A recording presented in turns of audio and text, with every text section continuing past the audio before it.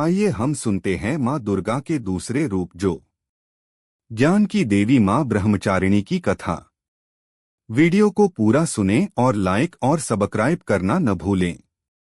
आइए नवरात्र पर्व में शुरू करते हैं। माँ नवदुर्गा के दूसरे स्वरूप माँ ब्रह्मचारिणी की पूजा करने से ज्ञान और वैराग्य की प्राप्ति होती है। शास्त्रों में माँ एक हर रूप की पूजा विधि और कथा का महत्व बताया गया है। माँ ब्रह्मचारिणी की कथा जीवन के कठिन क्षणों में भक्तों को संबल देती है। माँ की उपासना का मंत्र। दधाना कर पद्माभ्याम क्षमालाकमंडलु देवी प्रसीदतु मयि ब्रह्मचारिण्यनुत्तमा।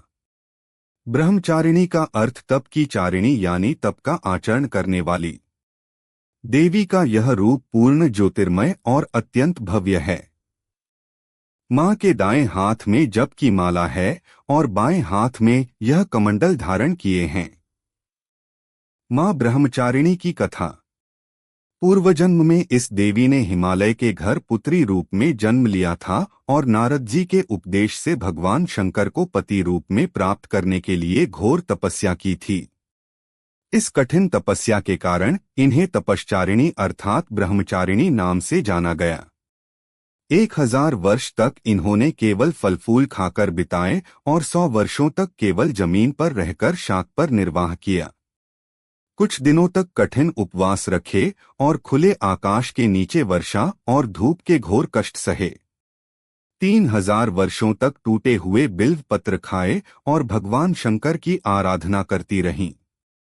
इसके बाद तो उन्होंने सूखे बिल्व पत्र खाना भी छोड़ दिए। कई हजार वर्षों तक निर्जल और निराहार रहकर तपस्या करती रहीं। पत्तों को खाना छोड़ देने के कारण ही इनका नाम अपर्णा नाम पड़ गया। कठिन तपस्या के कारण देवी का शरीर एकदम क्षीण हो गया। देवता, ऋषि, सिद्धगण, मुनि सभी ने ब्रह्मचारिणी की तपस्या को अभूतपूर्व पुण्य कृत्य बताया, सराहना की और कहा, हे देवी, आज तक किसी ने इस तरह की कठोर तपस्या नहीं की। यह आपसे ही संभव थी। आपकी मनोकामना परिपूर्ण होगी और भगवान चंद्रमौली शिवजी तुम्हें पति रूप में प्राप्त होंगे।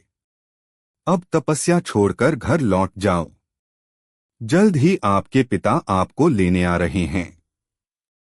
लेकिन मां ने तब तक तप समाप्त नहीं किया जब तक स्वयं शिवजी ने उन्हें साक्षात दर्शन न दिए। उनसे आशीर्वाद मिलने के उपरांत ही मां अपने घर की और प्रस्थान की।